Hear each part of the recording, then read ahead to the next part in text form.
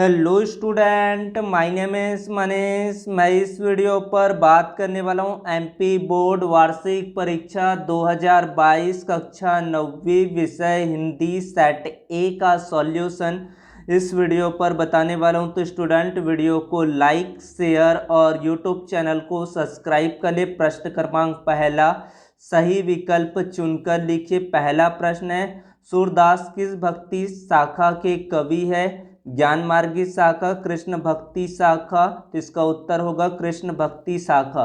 रसखान ने काव्य की रचना की है ब्रजभाषा में। ऑप्शन है इसका सही होगा। काव्य की शोभा बढ़ाने वाले तत्वों को अलंकार कहते हैं। एकांकी में अंक होता है 1, 3, 5, एक भी नहीं, तो एकांकी में एक अंक होता है। कमल का पर्यायवाची शब्द है पंकज।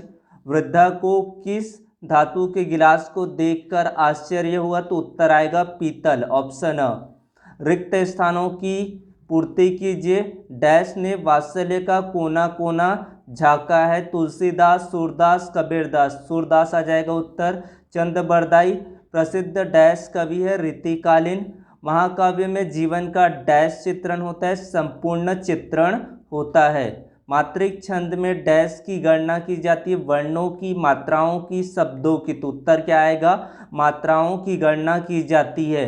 प्रेमचंद का जन्म डैश में हुआ? बनारस, लाहौर, भोपाल। तो उत्तर आ जाएगा बनारस। सदाचार का विलोम शब्द होगा दुराचार। उर्दू शब्द तालीम का अर्थ होता है शिक्षा। सही जोड़ी मिलान करना है। सूफी संत आएगा जायसी। छायावाद कहा जाएगा प्रकृति का मानवीकरण। पंचवटी है खंड काव्य। बुद्धिहीन प्राणी गधा को कहा जाता है। इंद्र का पर्यायवाची होता है सुरपति। रीढ़ की हड्डी श्री जगदीश चंद्र माथुर आ जाएगा उत्तर। तो इस तरह से सही जोड़ी का उत्तर हो गया। उसके बाद एक शब्द एक वाक्य पर उत्तर देना है। वह तोड़ती पत्थर कविता किस कवि ने लिखी है? सूर्यकांत त्रिपाठी निराला। कबीरदास जीवन के अंतिम दिनों में कहाँ चले गए? मगहर। चरण सरोज पखारन लागे में कौन सा अलंकार है? उत्प्रेक्षा अलंकार। श्रृंगार रस का स्थायी भाव होता है रति। हिंदी का उपन्यास सम्राट किसे कहा जाता है? मुंशी प्रेमचंद को। रचना के आधार पर वाक्य के 3 भेद होते, 3 प्रकार होता है। माटी वाली नामक रचना की विधा क्या है? कहानी है। तो इस तरह से आपका उत्तर हो जाता है। उसके बाद सत्य और असत्य का उत्तर बताना है। लेखिका ने अपनी नानी से अनेक कहानियां सुनी थी, तो असत्य, क्योंकि उससे पहले वो स्वर्ग सिधार गई थी।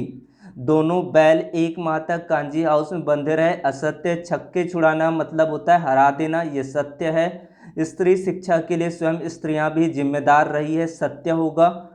प्रेमचंद के जूते फटे थे, सत्य है। उसके बाद शब्द के आगे जुड़ने वाले शब्दों को उपसर्ग कहलाते हैं, तो ये क्या होगा? असत्य होगा। जितने आपको इंपॉर्टेंट क्वेश्चन बताए थे उसमें से भी दिए सारे क्वेश्चन यहाँ पर प्रश्न बैंक से ही पूछा गया है। वीरगाथा काल की 2 विशेषताएं। भक्ति काल के प्रमुख 2 कवियों के नाम और उनकी एक एक रचनाएं लिखना था। कबीरदास के शिल्प सौंदर्य की 2 विशेषताएं लिखिए। माखनलाल चतुर्वेदी के कला पक्ष की 2 विशेषताएं लिखिए। मानसरोवर से कवि का क्या आशय है? गांव को मरकट डिब्बे सा खुला क्यों कहा जाता है? रस के कितने अंग होते हैं?